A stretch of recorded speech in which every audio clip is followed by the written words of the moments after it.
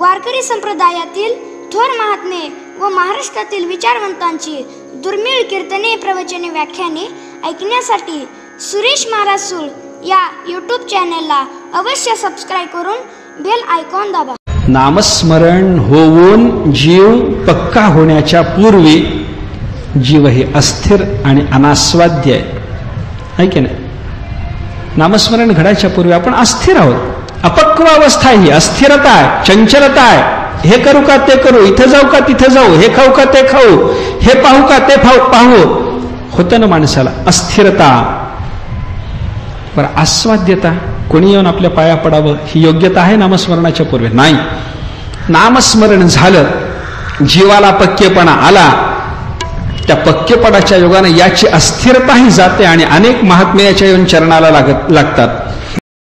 पांडुरंगाचा डोळा म्हणजे पूर्ण पांडुरंग आहे, पांडुरंगाचा कान म्हणजे पूर्ण पांडुरंग आहे, पांडुरंगाचा पाय म्हणजे पूर्ण पांडुरंग आहे. देवाच्या बाबतीमध्ये त्याच्या अवयवात आणि शरीरात अंग अंगी हाही भेद नाही, अंग अंगी हाही भेद नाही. अंग अंगात तो पूर्ण, शरीरात तो पूर्ण, नामात तो पूर्ण आणि स्वरूपात तो पूर्ण आहे, असं देवाच्या बाबतीतलं चिंतन सांगितलेलं आहे. म्हणून परमात्म्याच्या नामाचा आणि परमात्म्याचा भेद नाही. काय असतं जगामध्ये नामनामीचा अभेद आहे असं व्याकरणशास्त्राने सिद्धच केलंय. नामनामीचा अभेद आहे, बरोबर आहे. जे नाम ज्या नामी पदार्थाला उद्देशून ठेवलेलं आहे त्या नामाचा आणि त्या नामी पदार्थाचा अभेद आहे. लोक म्हणतात अभेद आहे तर मग कार्य का होत नाही?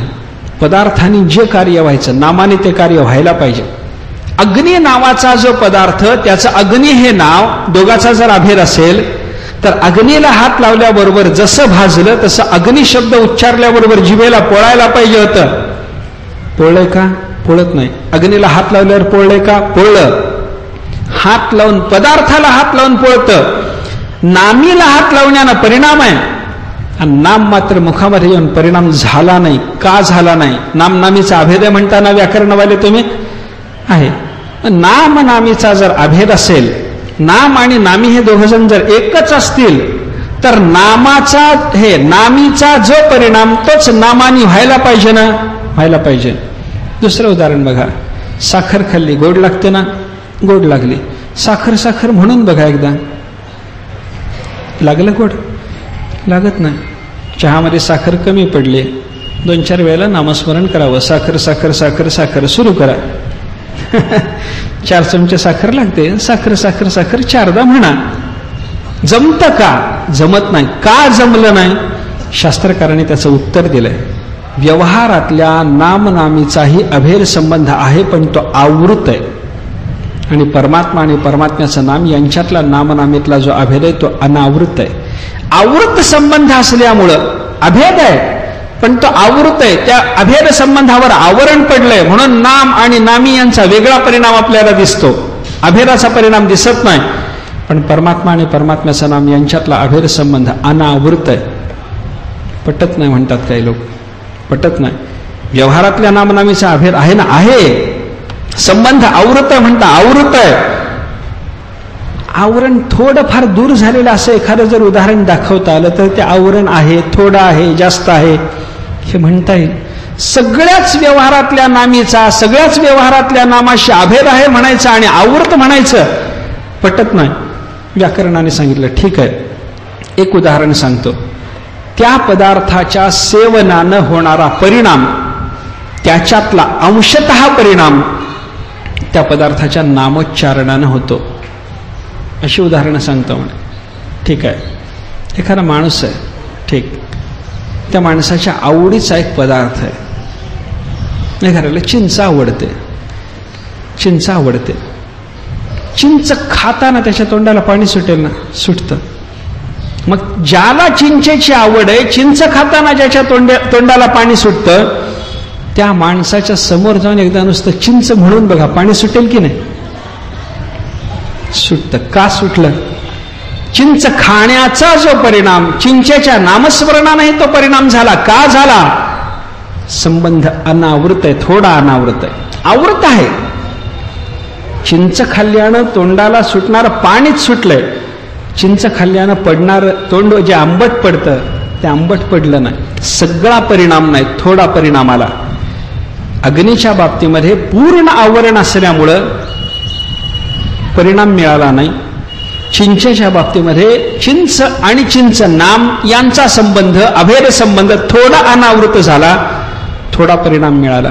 देव आणि देवाचं नाम संपूर्ण अनावरण आहे. देव आणि देवाचं नाम यांच्या अभेद संबंधाला कोणी झाकू शकत नाही, कुठेही तो आवृत नाही. आणि त्याच्यामुळं देवाचा जो परिणाम तोच देवाच्या नामाचा परिणाम आहे. अभेद संबंधामुळे तो आपल्याला परिणाम पाहायला सापडतो असा विचार आहे.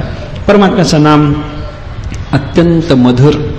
काय आहे, विद्वान लोकांनी फार चांगला विचार या संदर्भात केला आहे. नाम हा शब्द बघा, परमात्म्याचं काय आहे, नाम म्हणतो ना आपण, नाम, नाव या अर्थानं नाम शब्द आहे.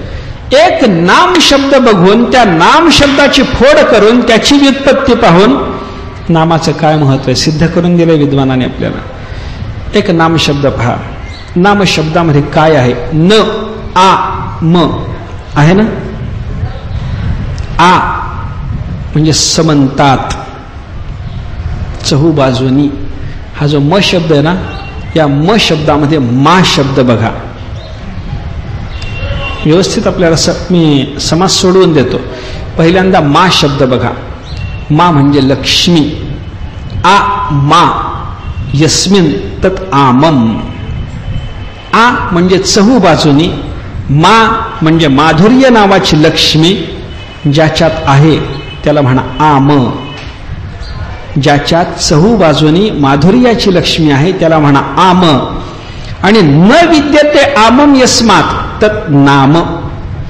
ज्याच्यापेक्षा चहूबाजूनी ज्याच्यात माधुर्य आहे असा दुसरा पदार्थ नाही त्याला म्हणा नाम. व्युत्पत्ती लावून घ्या.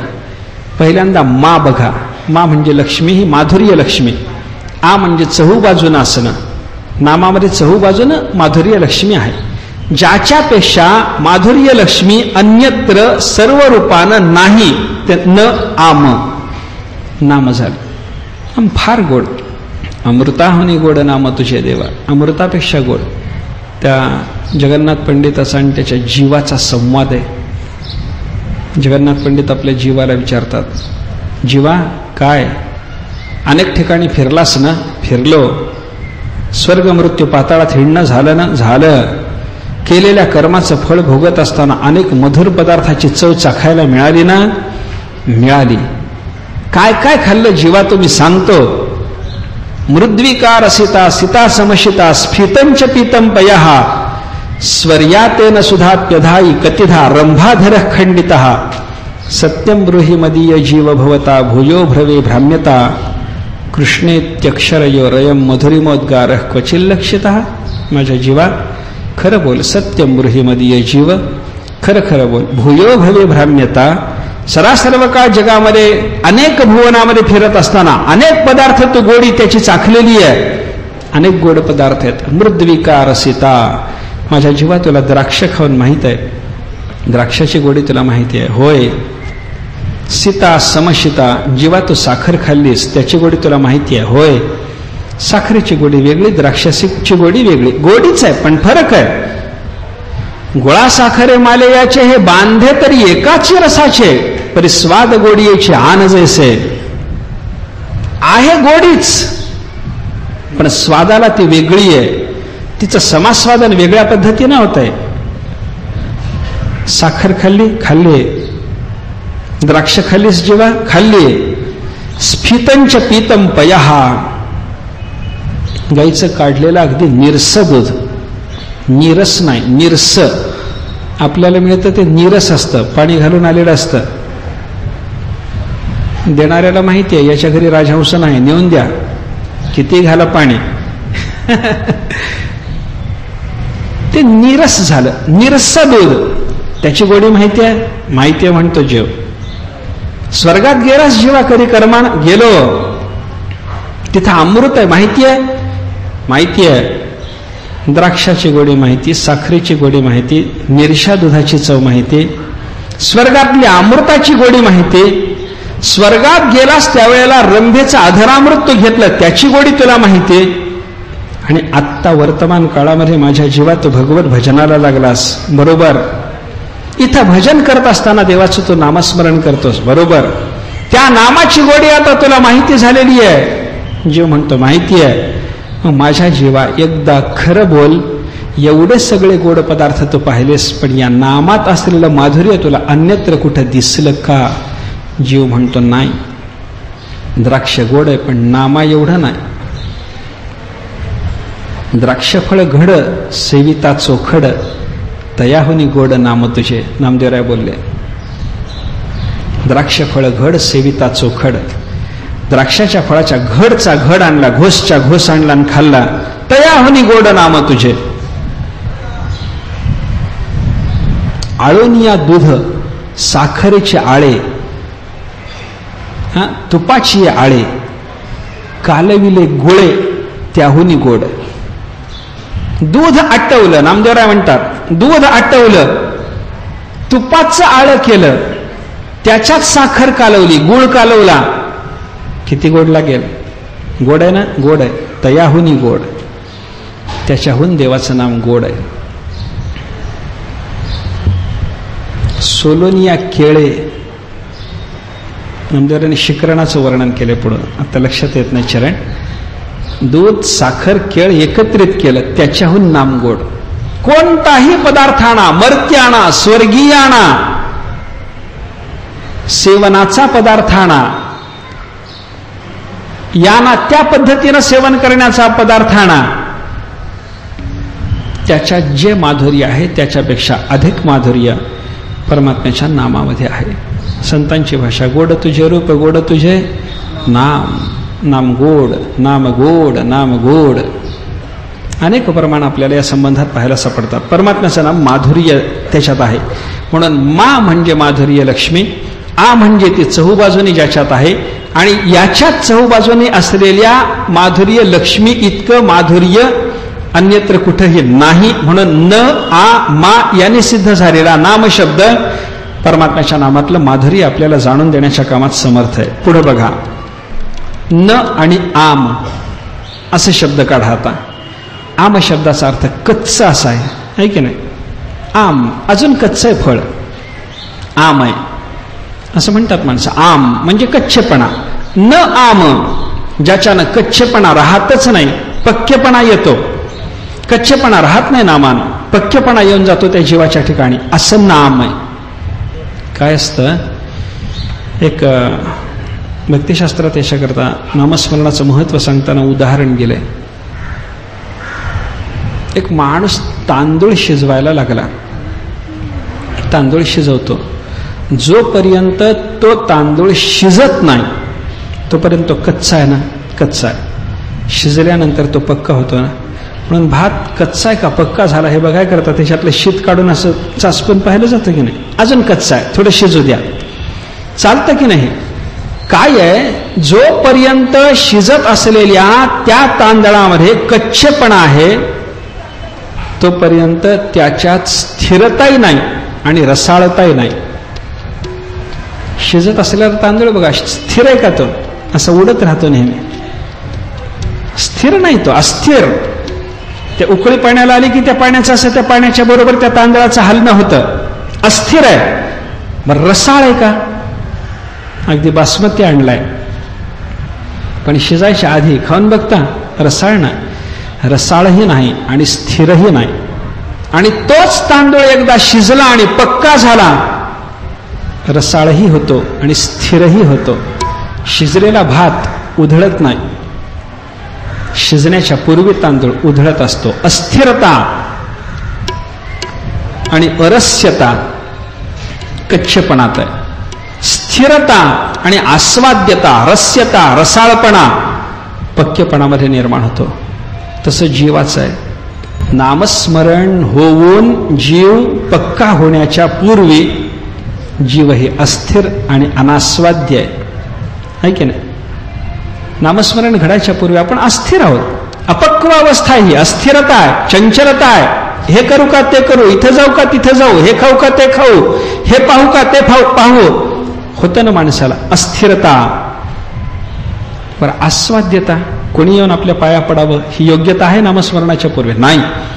नामस्मरण झालं, जीवाला पक्केपणा आला, त्या पक्केपणाच्या योगाने याची अस्थिरताही जाते आणि अनेक महात्म्याच्या येऊन चरणाला लागतात.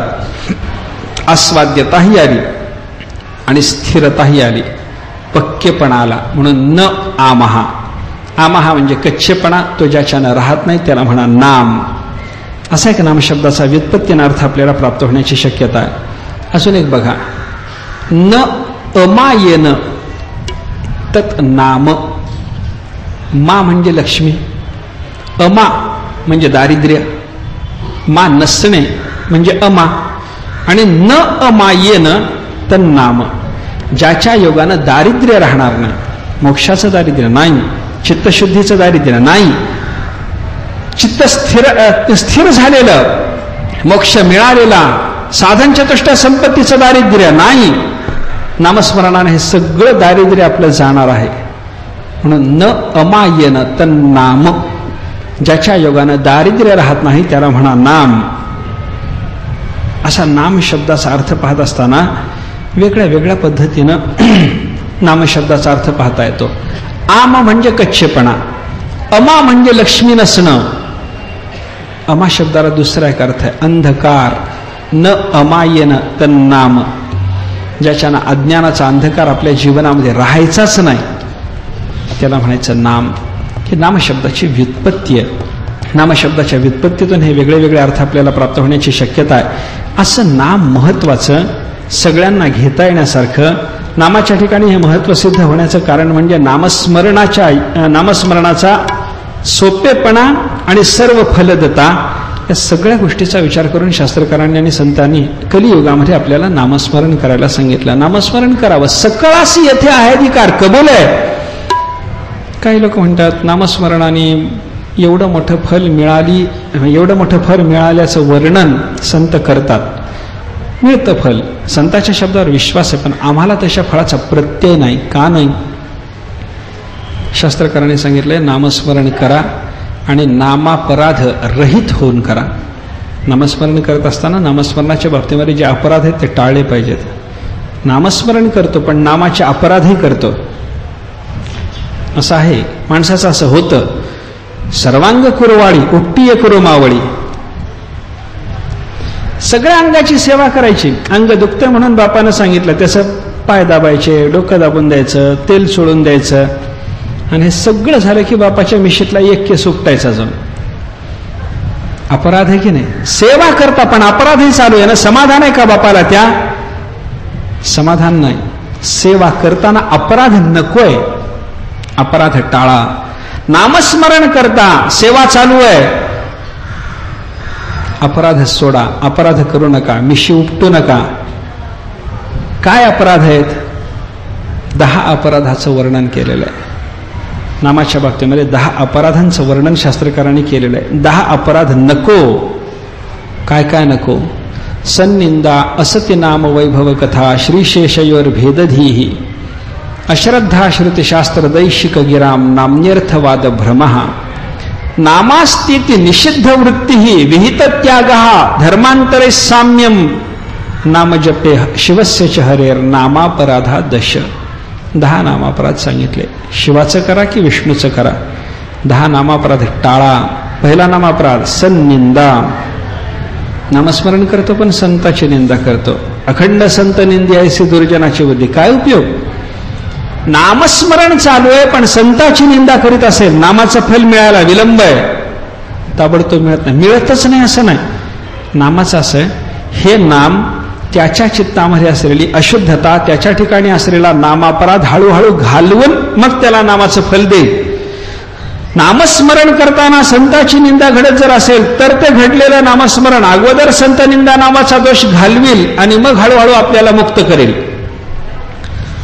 ताबडतोब फल नाही, सन्निंदा चालत नाही. दुसरं असत्य नाम वैभव कथा. अयोग्य माणसाला नामाचं महत्त्व सांगू नका. म्हणजे काय करा? अयोग्य माणसाला सांगू नका आणि योग्य माणसाला सांगायची गरज नाही. कुणाला सांगा? कुठं प्रवचन करा, कुठं कीर्तन करा. अयोग्याला नाम महात्म्य सांगू नका म्हणता, योग्य माणसाला सांगायची गरज नाही. करा काय? उत्तर असं दिलं शास्त्राने, ज्या माणसाच्या जीवनात जो दोष आहे तो दोष जाणारं नाम त्याला सांगू नये. तो दोष जाण्याकरता नामस्मरण उपयोगी आहे, त्याला बोलायचं नाही. उदाहरणानं सांगतो, नामस्मरणाने महापाप जातं आहे, नामस्मरणाने महापाप जातं. तुका म्हणे महापातकी पतिकत ऐसियाचे हित हेळा मात्रे. महापातकी असला महापाप्याचं सुद्धा कल्याण करणारं नाम आहे. बरोबर आहे, बरोबर आहे. एखादा मद्यपी आहे, मद्यपान करणं महापाप आहे, महापाप आहे. त्या मद्यपी माणसाला आपण सांगितलं बाबा नामस्मरणानं महापाप जातं, परिणाम काय होतो? तो असं समजतो मद्यपानानं महापाप झालं, नामस्मरण केल्यानं गेलं, पुन्हा दारू प्यायला मी मोकळा. त्याच्या दोषाला खत पाणी मिळेल अशा पद्धतीनं त्याला नामाचं महत्व सांगू नये. नामात त्याला प्रवृत्त करा. त्याला प्रवृत्त करण्याकरता नामाचं इतर महात्म्य सांगा, पण त्याचा दोष घालवणारं नाम एवढं बोलू नका. याला म्हणतात असत्य नाम वैभव कथा. नको, अयोग्य माणसाला नामाचं महत्व सांगू नका. पुढं श्रीश ईशयोः भेदधीही. भगवान शंकर आणि भगवान महाविष्णू वेगळे समजायचं नाही. हरिहरा भेद नाही, नका करू वाद. हरिहरात भेद पाहणं नामाचा अपराध आहे. भगवान शंकर वेगळे नाहीत, भगवान महाविष्णू वेगळे नाहीत. अरे हरती ती हरिही आणि हरती ती हरहा. जो पापाचं अज्ञानाचं हरण करतो, सहेतुकम पापम संसारम वा हरती ती हरिही, सहेतुकम पापम संसारम हरती ती वा हरहा. अज्ञान, अज्ञान कार्य, संसार, पाप सगळ्या अनिष्टाचं हरण करणारा याच व्युत्पत्तीनं हरी शब्द आहे आणि याच व्युत्पत्तीनं हर शब्द आहे. हर हरी शब्दाचा अर्थ वेगळा नाही. रुच धातू, एक इकारांत झाला आणि एक अकारांत झाला, एवढाच बदल. भेदकासी नाड एक वेलांटीचा आड आहे फक्त, बाकी काही नाही. अर्थ एक असल्यामुळं हरिहरामध्ये भेद नाही, तत्व एक आहे. नामदेवरायचा एक अभंग आहे. नामदेवरायने त्या अभंगामध्ये हरिहराचं ऐक्य फार युक्तीनं चांगलं समजावून दिलंय.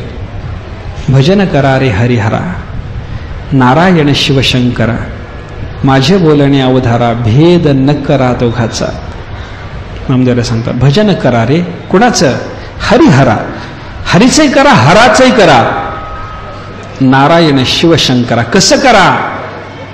हरीचं भजन करताना नारायण नारायण म्हणा, हराचं भजन करताना शिवशंकर शिवशंकर म्हणा. नारायण शिवशंकरा, माझे बोलणे अवधारा. नामदेवराय सांगतात माझं बोलणं लक्ष देऊन ऐका, भेद न करा दोघाचा. दोघांमध्ये भेद करू नका. तुम्हासी सांगेन सत्य वृत्तांत, पाहेपाचे तेथीचा दृष्टांत. नारायणे सेविले अमृत, झाला श्वेत महादेव. शंभूने प्राशिले हळहळा, तेने विष्णू झाला निळा. देखत देखत आंधळा, झणे होसी गव्हारा. नामदेवराय म्हणतात बघा, एक पदार्थ एकाने सेवन केला तर त्याचा परिणाम त्याच्याच ठिकाणी दिसतो, आहे की नाही? मराठीत असं म्हणतात, केशाने तूप खाऊन नार्याला रूप येत नाही म्हणे. नार्याला रूप पाहिजे असलं तर नार्यानंच तूप खावं आणि केशाला पाहिजे असलं तर केशानंच खावं, आहे की नाही? ज्यानं तो पदार्थ सेवन केला त्याच्यावरच त्या पदार्थ सेवनाचा परिणाम. पण समुद्र मंथनातून निघालेलं हलाहल विष ते एकानं घेतलं परिणाम दुसरीकडं. अमृत एकानं घेतलं परिणाम दुसरीकडं. कसा बघा, पाहेपा तेथीचा वृत्तांत किंवा दृष्टांत. नारायणे सेविले अमृत. अमृत कोणी घेतलं? हरिहरामध्ये. बाकीच्या देवाचं सोडून द्या. शंकर आणि विष्णू याच्यात अमृत आणि विष घेणारे कोण आहेत? विष घेणारे भगवान शंकर आहेत, अमृत घेणारे नारायण आहेत. विषाच्या परिणामानं काळं निळं व्हायला पाहिजे, अमृताच्या परिणामानं गोरेपण यायला पाहिजे. अमृताच्या परिणामानं येणारा गोरेपणा ज्यानं अमृत घेतलं त्याला पाहिजे ना. नारायणानं अमृत घेतलं, नारायण गोरा व्हायला पाहिजे. पण वर्ण गोरेपणाचा कोणाकडे? शंकराकडे. वर्णन त्यांचं बघा, कर्पूर गौरम करुणावतारम संसारसारम भुजगेंद्रहारम सदा वसंतम हृदयारविंदे भवम भवानी सहितं नमामि. भवानी सहित असलेल्या त्या भवाचं म्हणजे शंकराचं वर्णन करताना सांगितलं कर्पूर गौरम, कापुरासारखा शुभ्र वर्ण. कापूर पारदे डवरला, एवढी शुभ्रता शंकराच्या रूपाच्या ठिकाणी आले. भगवान शंकर एवढे पांढरे, शुभ्र शुभ्र शुभ्र. कशानं झालं? अमृत नारायणाला प्याचन, गोरेपणा शंकराला. बरं, आता विषाचा विचार करा. विष कोणी घेतलंय? शंभूने प्राशिले हलहळा. हलाहल विष पिणारे भगवान शंकर.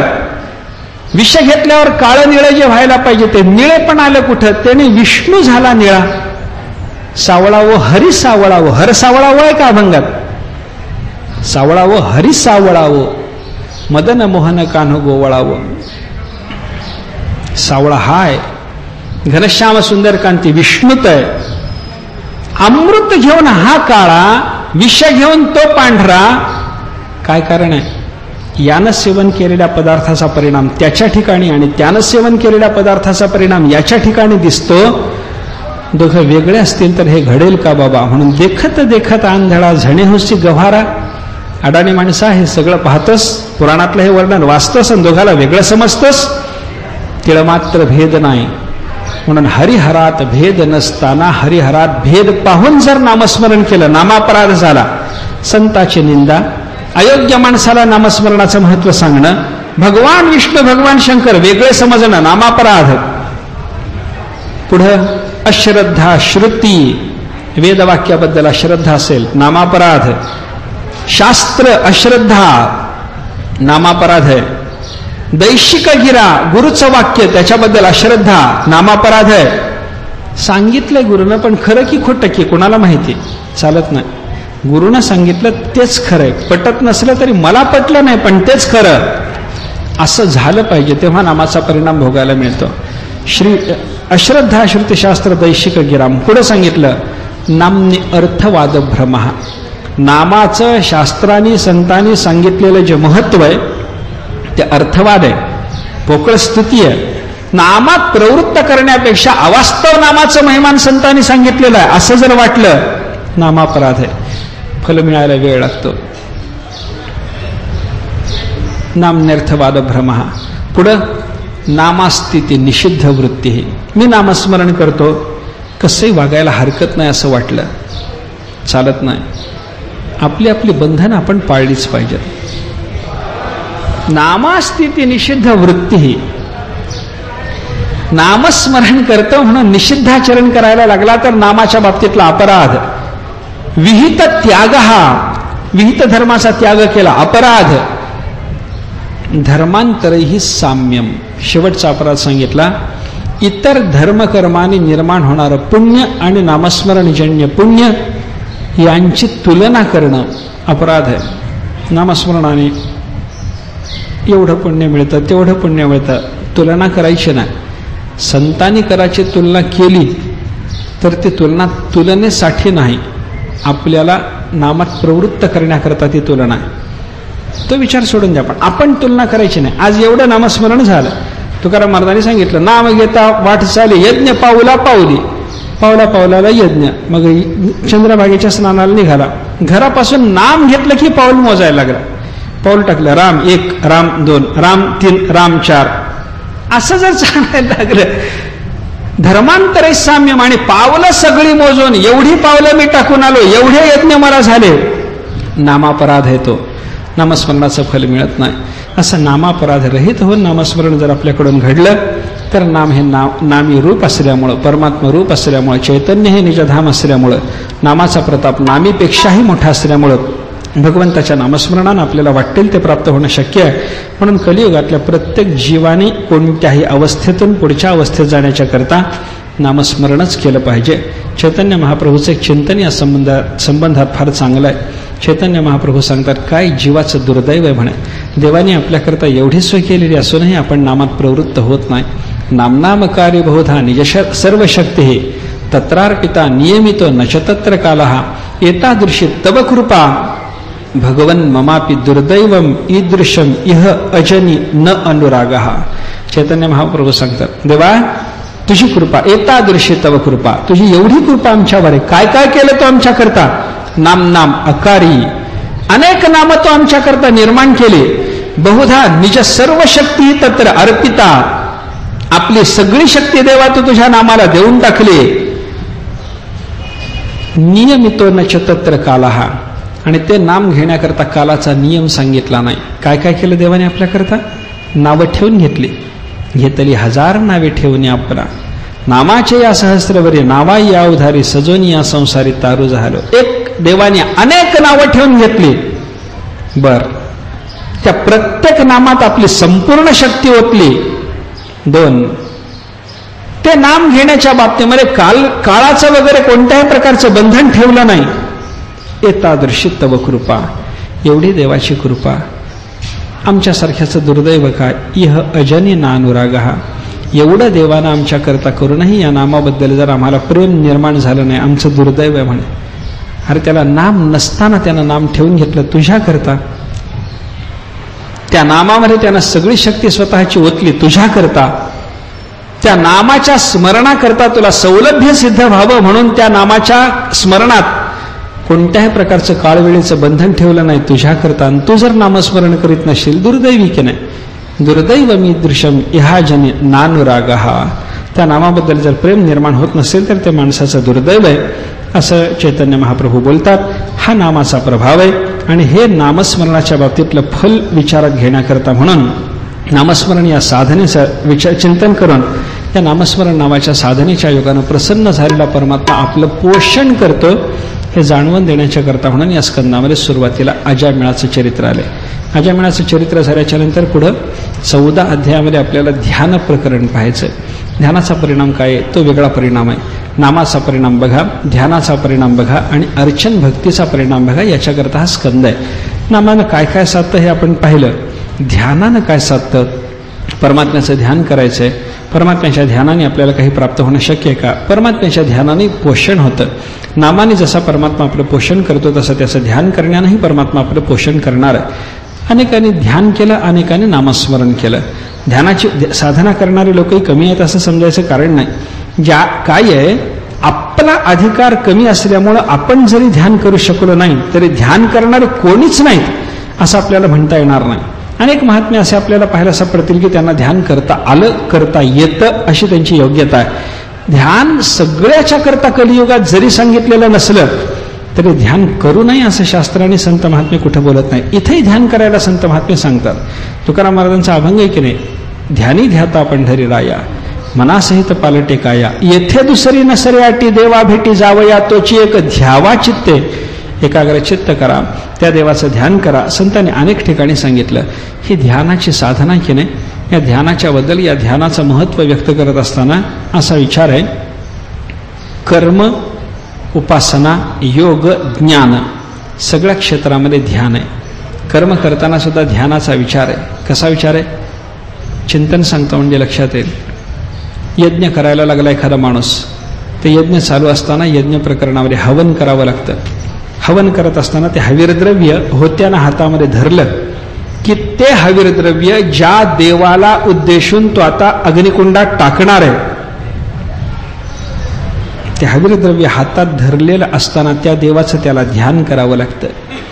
यस्यै देवतायै हवीरगृहीतम स्यात् ताम ध्यायद्वषट्करिष्यन्, ज्याच्याकरता हवीरद्रव्य हातात घेतलंय त्याचं ध्यान केल्याशिवाय हवीरद्रव्य त्याच्याकरता सोडता येत नाही. इंद्राय स्वहा म्हणायचं ना, इंद्राचं ध्यान करा. अग्नय स्वहा म्हणायचं ना, अग्नीचं ध्यान करा. ज्या देवतेसाठी हवीरद्रव्य हातात घेतलं त्या देवतेचं ध्यान करावं लागतं. कर्मात ध्यानाचा संबंध आला. उपासनेत तरी ध्यान आहेच आहे. योगामध्ये ध्यान आहे. यम, नियम, आसन, प्राणायाम, प्रत्याहार, धारणा, पुढं ध्यान. समाधी, समाधीच्या अलीकडची अवस्था, धारणेची पुढची अवस्था म्हणजे ध्यान आहे. चित्ताला एका पदार्थाच्या ठिकाणी बांधून ठेवणं एवढंच धारणेत आहे. आणि त्या पदार्थाच्या ठिकाणी चित्ताला बांधून ठेवल्याच्या नंतर हळूहळू तो पदार्थ आपल्या हृदयात आणून त्या पदार्थाच्या आकाराचाच वृत्तीप्रवाह चालू ठेवणं हे ध्यानात आहे.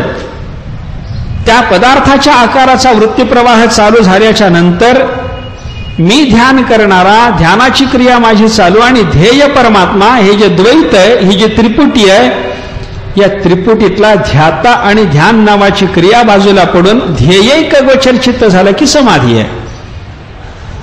समाधीच्या अलीकडं, धारणेच्या पलीकडं अशी ही ध्यानाची अवस्था योगानं सांगितली. कर्मात ध्यान आहे, उपासनेत ध्यान आहे, योगात ध्यान आहे, ज्ञानात ध्यानाचा विचार आहे की नाही? आहे. कसा विचार आहे? पंचरशीला विचार आहे. तिथं ध्यानदीप नावाचं स्वतंत्र प्रकरण आहे. ज्ञानशास्त्रानं सांगितलं, ज्याला ब्रह्मविद्या प्राप्त करून घ्यायची आहे पण ब्रह्मविद्या प्राप्तीचा ज्याचा अजून पूर्ण अधिकार सिद्ध नाही, अशा माणसाने काय करावं? ब्रह्मध्यायी स्वनिशम, त्यानं अखंड ब्रह्माचं ध्यान करावं. ज्ञान आणि ध्यान थोडा भेद आहे. ज्ञानामध्ये ब्रह्मरूपता सिद्ध आहे आणि ध्यानामध्ये ब्रह्मरूपतेला प्राप्त होण्याचा परिणाम आहे, प्रयत्न आहे. क्रियेनं ब्रह्मरूपत्व यानं धारण केलंय, साधनेत ते मानलंय, सिद्ध व्हावं याच्याकरता ती साधना आहे. ध्यानानं मिळतं. हो, अप्यसत प्राप्यते ध्यानात नित्याप्तम ब्रह्म किं पुनः. असत असलेली वस्तू ही जर ध्यानानं मिळत असेल तर नित्य प्राप्त असलेलं ब्रह्म ध्यानानं मिळणार नाही का? मिळेल. ज्ञानामध्ये सुद्धा ध्यानाची साधना आहे.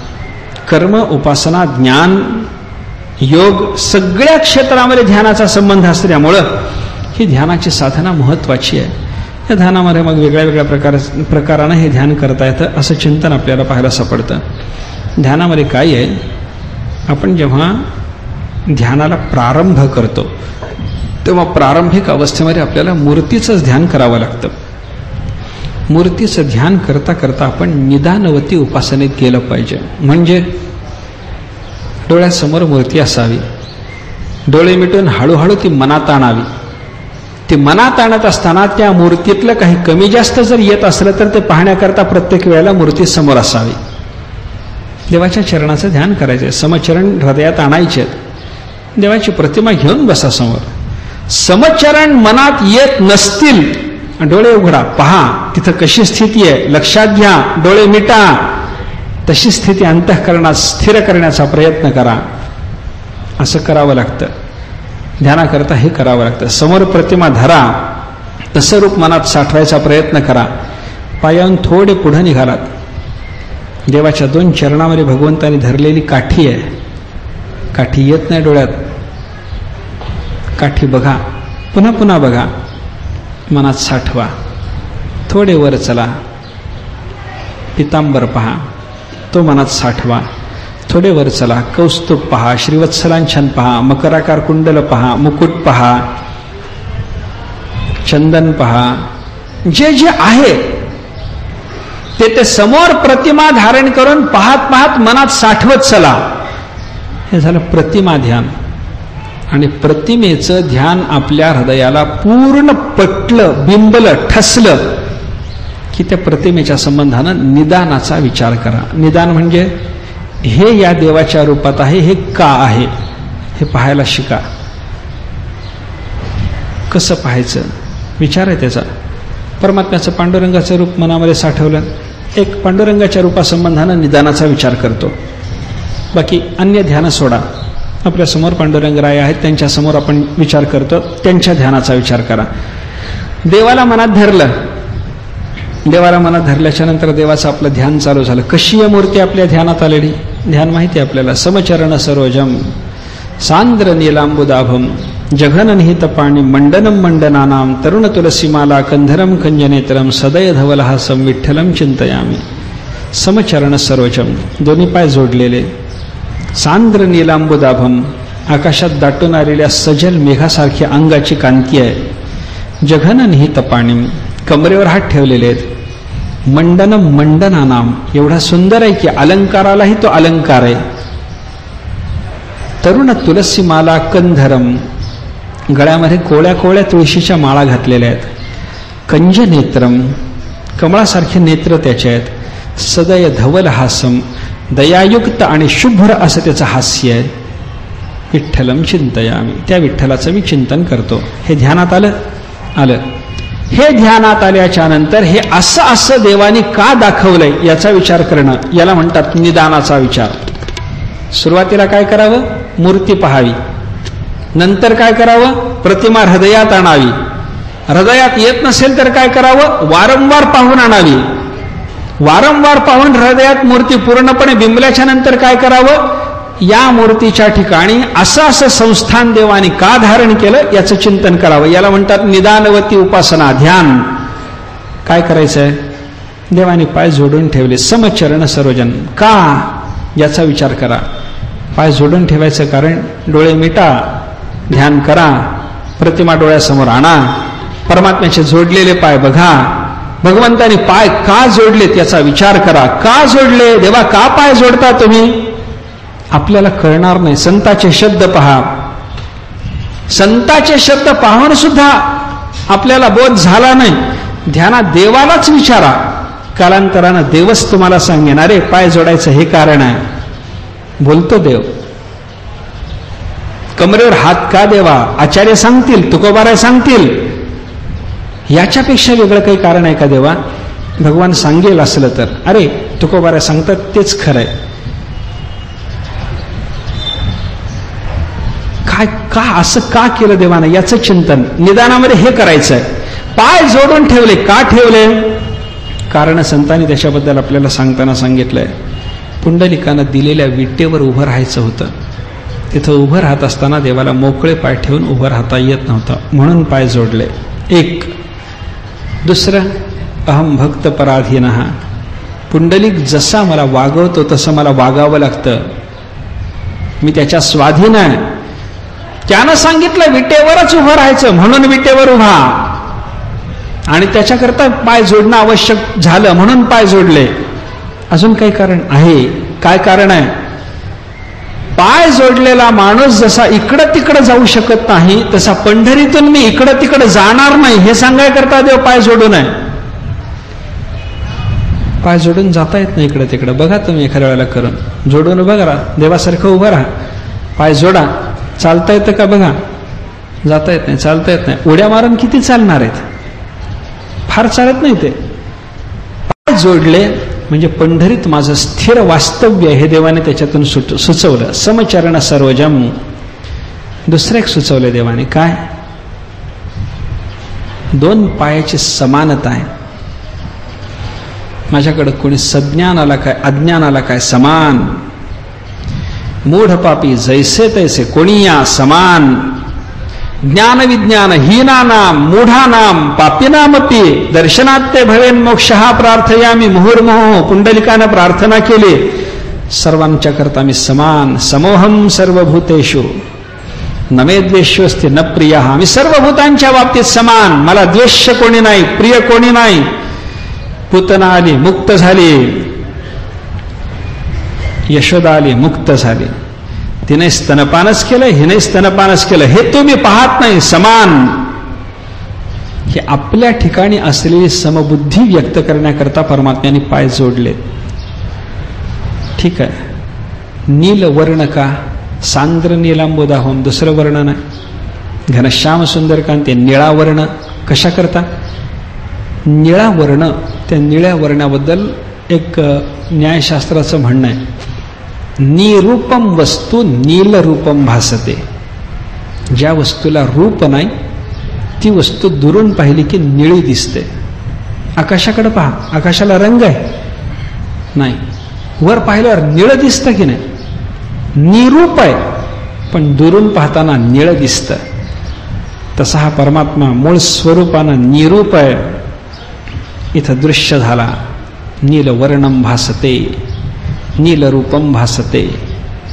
नीलरूपता निरूपतेकडे नेणारी आहे. मुळात तो निरूप, पण आला नावारूपा हे सुचवाय करता नीलरूप तिथे धारण केलेला आहे. बर. किंवा अजून एक आहे. काय? ज्या वस्तूत शुभ्रता आहे ती वस्तू समोरच्या वस्तूचं बिंब ग्रहण करते, प्रतिबिंब ग्रहण करते, आहे की नाही? तसा हा शुभ्र परमात्मा आहे. सत्वगुण उपाधी आहे ना त्याचा, विष्णू आहे ना हा. सत्वगुणोपाधिक असल्यामुळं हा शुभ्र आहे. पांडुरंग नाव आहे त्याचं. पण शुभ्र जरी असला तरी त्या शुभ्र परमात्म्यामध्ये आकाशाच्या निळ्या रंगाचं प्रतिबिंब पडलंय, म्हणून तो नीलवर्णाचा झाला. निरूप आहे. त्याच्या निरूपतेकडे मूळ रूपाच्या दृष्टीनं तो निरूप आहे. हे लक्षात येण्याच्या दृष्टीनं त्यानं सांद्र निलांबुदाभम असं रूप धरलेलं आहे. पुढं जघन निहित पाणिम, कमरेवर देवाने हात ठेवले. प्रतिमा ध्यानात फक्त कमरेवर हात ठेवले एवढंच बघायचं. निदान ध्यानात हात का ठेवले, कमरेवर हात ठेवायचं कारण काय देवा हे बघितलं पाहिजे. का ठेवता देवा हात कमरेवर? जगद्गुरु शंकराचार्य सांगतात, प्रमाणं भवाब्धे हे इदं मामकानां नितंबः कराभ्याम धृतो येन तस्मात् विधातुर्वसत्ये धृतो नाभिकोशः परब्रह्मलिंगम भजे पांडुरंगम. प्रमाणं भवाब्धे हे मामकानां इदं, परमात्मा कमरेवर हात ठेवून सुचवतो, अरे भवसागराचं पाणी सर्वांच्या करता कितीही खोल जरी असलं तरी जे माझे भक्त आहेत त्यांनी भय वाटून घ्यायचं काही कारण नाही. कमरेवर हात ठेवून परमात्मा सुचवतो, माझ्या भक्ता करता भवसागराचं पाणी एवढंच आहे. कमरेएवढ्या पाण्यात जायची भीती वाटत नाही ना. या भवसागरात पाणी नाही, कमरे एवढंच ते पाणी आहे हे सुचवाय करता कमरेवर हात ठेवले. दुसरं काही कारण आहे? काय कारण आहे? वेगळ्या वेगळ्या पद्धतीने या कारणाचा विचार केलेला आहे बरं का. एक कारण असं सांगितलंय, परमात्म्याची कंबर थकली म्हणून कमरेला थकलेल्या कमरेला थोडंसं दाबून घेण्याकरता देवानं कमरेवर हात ठेवला. दुसरं कारण असं सांगितलंय, देवाचे हात थकले म्हणून थकलेल्या हाताला विश्रांती देण्याकरता कमरेच्या अधिष्ठानावर ठेवलंय. तिसरं कारण असं सांगितलंय, या परमात्म्याची कंबरही थकली नाही, हातही थकले नाहीत, मग कमरेवर हात का? कंबर हा शरीराचा मध्य भाग आहे, तो देवाला दाखवायचा आहे. कशा करता? विचार करा, एक एक विचार करा. कंबर का थकली? उलूखलाकर्षणाजाम व्यथांताम प्रदर्शन्यस्त करो नितंबे. यशोदेनं भगवंताला उखळाला बांधलं. ते उखळाला बांधल्यावर उखळ ओढावं लागलं. उखळ ओढता ओढता त्या 2 वृक्षातून भगवान पलीकडे गेले. त्या 2 वृक्षात उखळ अडकल्याच्या नंतर ते ओढायला नेट जो लावला त्याच्यात कमरेला दुखापत झाली. ते दाबून घेतोय विचार आता इथं उभं राहून. भक्ताच्या चित्ताला समाधान होण्याच्या दृष्टीनं भक्त काय कल्पना करेल सांगता येत नाही, पण ही कल्पना त्याची देवाविषयीची भक्ती वाढवणारी आहे ना. दुखत नसेल त्याची कंबर, पण ही कल्पना करून माझ्या मनातला भक्तिभाव जर वाढत असेल, मी ही कल्पना करावी. भक्तिशास्त्रात या प्रौढीवादाला महत्व आहे. कंबर दुखावली, हात दुखावलेत म्हणे. दुसरा म्हणतो कंबर नाही रे, हात दुखतात. कशाने? अनेक कामं केली. काय काय कामं केली? यद गोकुले ननुगवा मनुदोहनेन यद्वार्जुनस्य हयरश्मी विचालनेन श्री एकनाथ गृहचंदन घर्षणेन श्रांतौ भुजौ कटितटे विदधन्य वास्ते. अनेकाच्या घरी अनेक कामं केली. गोकुळात होता, याच्या घरी 1 कोटी गायी होत्या. त्याचा बाप यालाच धार काढायला लावित होता, त्याच्यामुळे ती धार काढून काढून बिचाऱ्याचे हात थकले. 1 गायीची धार काढून बघा, हात थकतात. चांगला जोर लागतो, त्याला कळ लागते हाताला. एका गायीची धार काढण्याने जर थकत असेल, हा 1 कोटी गायीची धार रोज काढीत होता, थकलेत हात म्हणून कमरेवर ठेवलेत, विश्रांती दिली हाताला थोडी. बर, दुसरं काही काम केलंय? होय, अर्जुनाच्या रथावर सारथ्य कर्म करण्याकरता बसला तेव्हा त्याच्या रथाचे घोडे वळवण्याकरता त्या लगामाचं असं संचालन करून करून देवाचे हात थकले. अजून नाथ महाराजाच्या घरी श्रीखंडाच्या रूपानं असताना चंदन उगाळून उगाळून हात थकले. श्रांत भुजौ कटितटे विदधन्य वास्ते. ते थकलेले हात विश्रांती देण्याकरता देवाने कमरेवर ठेवले. काय काय झालं? कंबर थकली म्हणून कमरेवर हात, हात थकले म्हणून कमरेवर हात. तिसरं कारण आहे, देवाला कंबर दाखवायची म्हणून कमरेवर हात. कशा करता कंबर दाखवायची? किंबेह रामत्रयमस्ति भूमौ तस्मिन् अहम मध्यम एव रामः. कंबर मध्यभाग आहे की नाही? मध्यभाग आहे. मध्यभागावर हात ठेवून देवाने काय सुचवलं? देव म्हणतो जगात 3 राम होऊन गेले, झालेत ना. एकाचं नाव परशुराम आहे, दुसरा दशरथाचा मुलगा राम, दाशरथी राम, तिसरा कृष्णाचा मोठा भाऊ बलराम. परशुराम, दाशरथी राम, बलराम, 3 राम होऊन गेले जगात. बरोबर? बरोबर. क्रम कसा आहे त्यांचा? पहिला परशुराम, मधला दाशरथी राम, शेवटचा बलराम. देवाने कमरेवर हात ठेवून सांगितलं, वरचा परशुराम मी नाही, खालचा बलराम मी नाही, मधला कंबर म्हणजे मधला भाग ना, तो मधला दाशरथी राम मीच आहे. मी दाशरथी रामच आहे हे सुचवायकरता कमरेवर हात, कंबर थकली ती दाबून घेण्याकरता कमरेवर हात, हात थकले त्यांना विश्रांती देण्याकरता कमरेवर हात. भवसागराचं भक्तजनाच्या साठी असलेलं प्रमाण कमरे एवढंच आहे हे सुचवण्याकरता कमरेवर हात. काय कारणाचा विचार करता येईल तो करा, याच्यापेक्षा वेगळं सुचलं चिंतनात घ्या.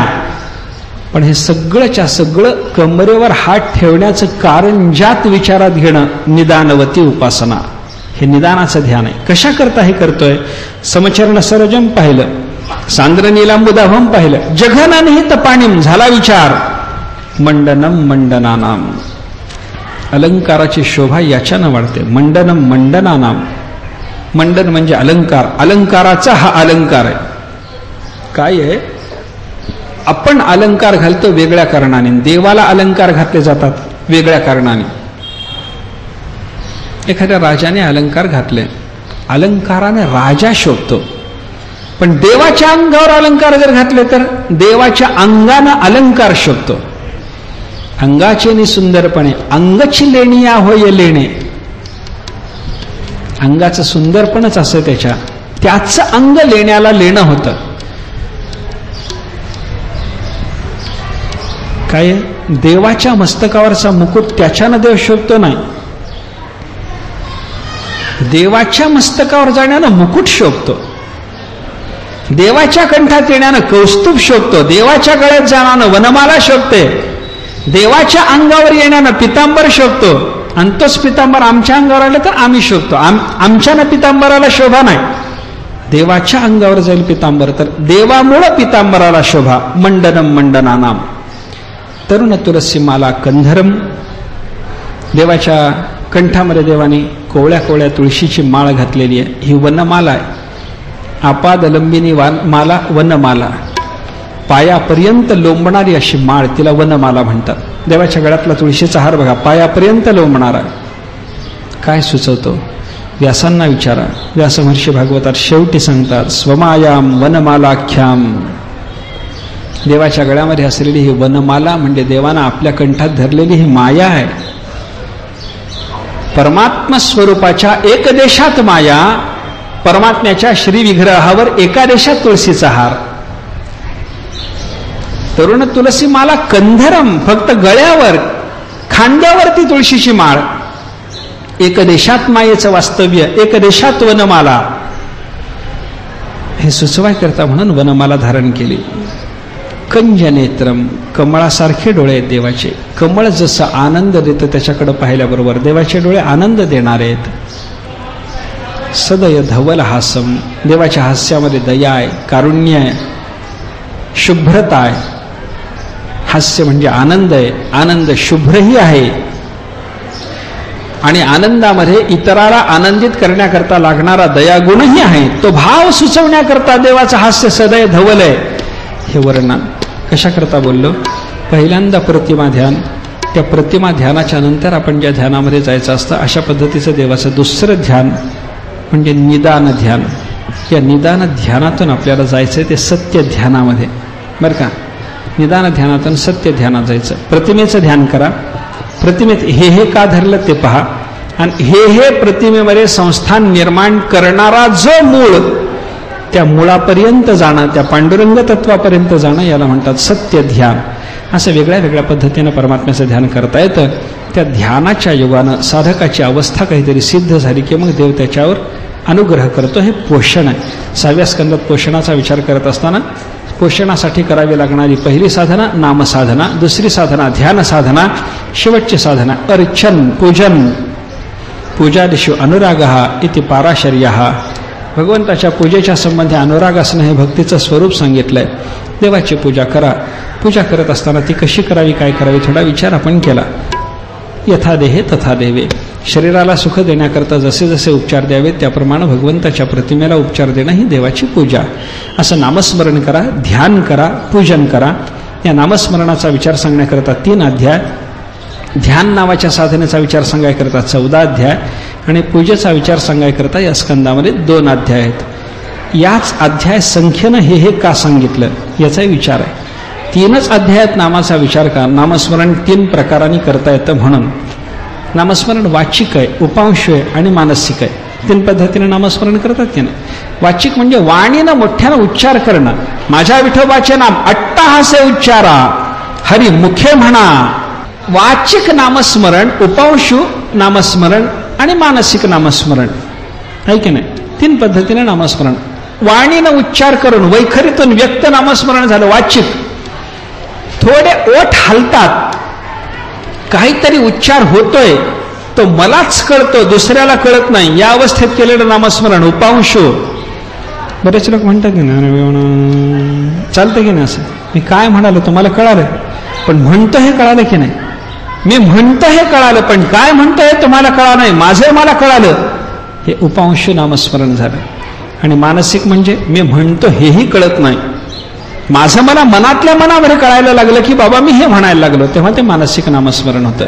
3 पद्धतीनं नामस्मरण होतं. म्हणून नामस्मरणाचा विचार सांगायकरता 3 अध्याय, ध्यानाचा विचार सांगायकरता 14 अध्याय. का आपण थोडंसं मागं चिंतन करून आलो. ध्यान करायचे, 2ऱ्या स्कंदामध्ये ध्यानाचा विचार आला होता. तर ते ध्यान करण्याकरता काय काय करावं लागतं याचा विचार पाहताना तिथं 14 अंग सांगितली ध्यानाची. सांगत बसत नाही, आता सांगून आलो. ते 14 अंग आहेत. ती ध्यानाची 14 अंग संपन्न व्हावीत तेव्हा ध्यान पूर्ण होणार आहे हे सुचवाय करता म्हणून 14 अध्यायातून ध्यानाचा विचार. अर्चन भक्ती सांगाय करता मात्र 2 अध्याय. का अर्चन 2 प्रकारचं आहे, एक बाह्य आणि आंतर. मानस पूजा एक बाहेरची पूजा आहे.